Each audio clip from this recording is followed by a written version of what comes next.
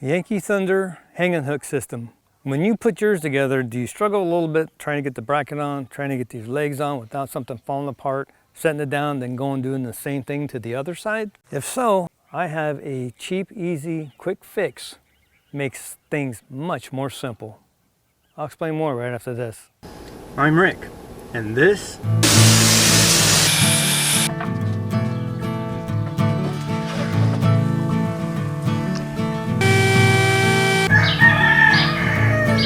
Shut the heck up, you stinking roosters.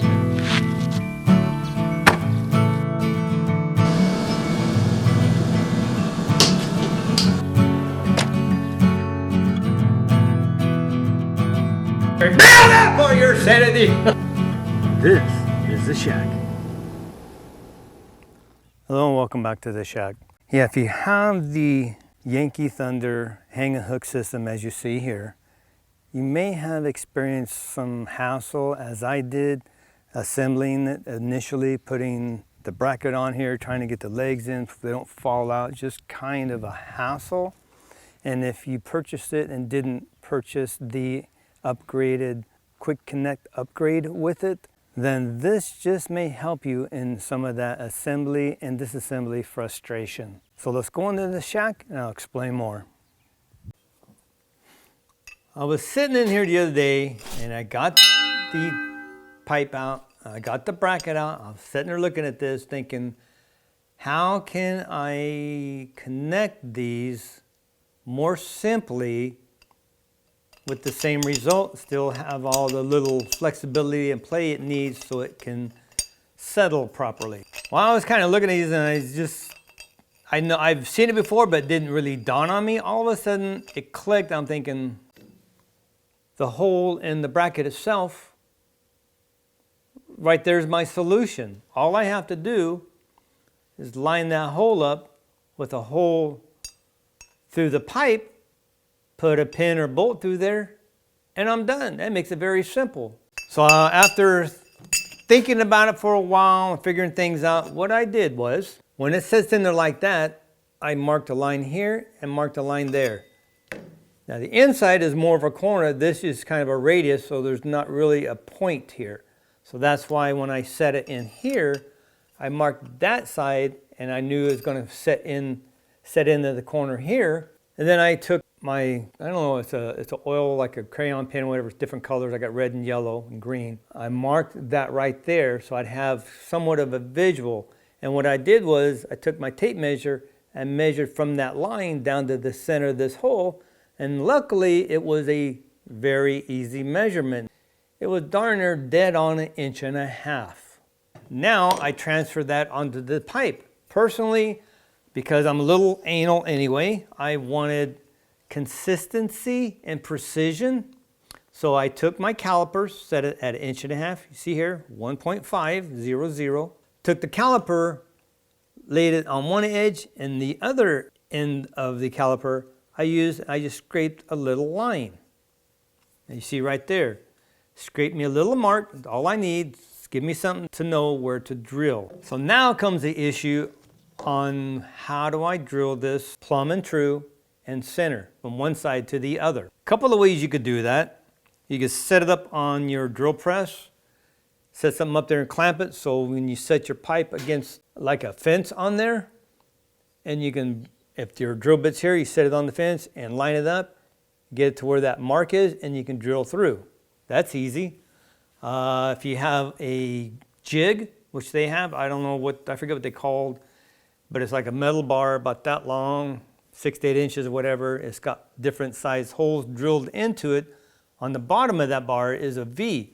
So that V sets on your wood stock, any round stock you have, metal or wood, doesn't matter, and it self-centers itself. It keeps it right there. So all you have to do is set that on there, find your mark, line it up with the proper size hole, and drill through, and that will keep your drill bit straight and plumb as it goes through the pipe. Me, I chose to use my drill guide that I have from Woodpecker. It has a base that has a little V-notch on the bottom, so all I only have to do is set the pipe on top of that base and get it centered, and the drill bit is already centered with that V, so I'll be able to just drill right through the pipe and it'll stay plumb and true.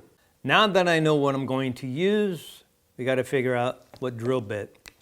Now these holes, they are 1/4 inch. You don't want to use a 1/4 inch. You're going to be hard pressed to get that dead centered in your pipe at the exact depth so it'll all line up. Now I used a 9/32 drill bit, but thinking back, I had one of the pipes still fit, but when I put it in, I had to kind of finagle it, turn it just a little bit for it to go through to the other side of the pipe. It was off just a fraction. Still worked fine. I just had to move it. The other ones, I just simply lined up and put the pin right through it and it was good to go. Because of that, I think when I buy 3 more of these, because I have another set, so I can have 2 separate target stands, I'm going to use a 5/16 drill bit. That'll give me that little extra wiggle room that I should not have any issues of it lining up and make it very easy and simple. Again, it's all about simplicity and ease. I chose my drill guide, so all I had to do is once I had the bit in my chuck, I had my drill connected to it, ready to go. So when I set this on the base of my drill guide, I just kind of wiggle things around so this kind of settled in that groove, is all seated properly, held it down with one hand, drilled it through with the other, and that was it.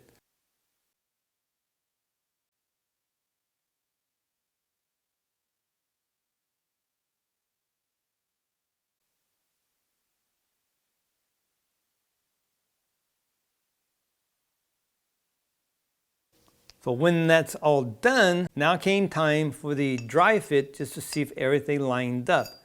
Now, you can do 2 things here. Go my route, go another route, or even go with 1/4-20 bolts. I would suggest 1/4-20 by 1.5 inch, or maybe 1/4-20 by 2 inch. That would be even cheaper than the way I went. I chose to go with some what they call wire pin lock. It's a pin. It's got this wire band that goes around. As you see here, I got one. I'm holding it so you see what it is. I've been using those at least 15 to 20 years. Never had any issue with one other than I've lost a couple. So that is something I chose to use versus a 1/4-20 bolt. If you use a 1/4-20 bolt, I would almost suggest using Teflon nut, just because when these are on there, especially if you have the metal targets hanging there, with them bouncing and vibrating and hitting, it might jar it enough that that bolt may come loose. Not saying that it will, but I wouldn't want to take a chance on losing that, so I would use a Teflon nut so it bites a little better and stays on more tightly. So since the first dry run lined up, everything was fine, continue the remainder of the 3, drill them out.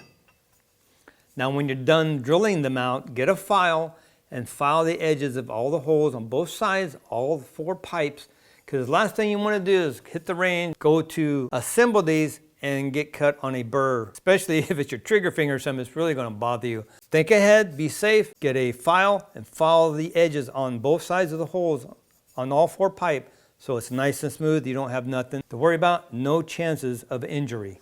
Now depending on how you choose to connect these, we're basically done. You can set these in, put your bolts or pin through, lock them in. Now you can carry these downrange together and your one pipe, the top bar that connects them, set it up, hang your targets and have a wonderful time. And then if you want to bring the target closer or you want to get challenged and move it back further, you just grab the bar, these will all come up, move the whole thing, no more issues, no more frustration. Makes the time out there with friends and family that much more enjoyable. You've seen what I did. These are my little suggestions. You could either buy them from Yankee Thunder or purchase them. When you purchase these, that will at least save you some of the money as far as shipping costs. In my case, I just bought the basic kit that had 2 of these and 4 metal hangers. And I didn't want to spend another $20 when I could go down to the store and get it done today, have it now, so I could at least sit out here and get the BB gun out and shoot at the clay targets to have a little fun. Quick little tip, hope it helps. If you have the Yankee Thunder hang and hook system, this might be something you may want to do, save you a little money versus purchasing the silicone ones that may eventually not hold as well. Do something like this and you're guaranteed secure, solid assembly for many, many years to come. There you have it. Winner, winner, chicken dinner. Thank you so much for watching. Be blessed. Take back, check. Build it for your sanity. Don't forget to subscribe. Hit that notification bell. My life isn't one thing. I have ADD, so I have to have multiple interests to keep me occupied and keep me interested. If I do one thing only, it gets bored. I have to go to something else. This is just another part of my life. We are done. We will see you next video.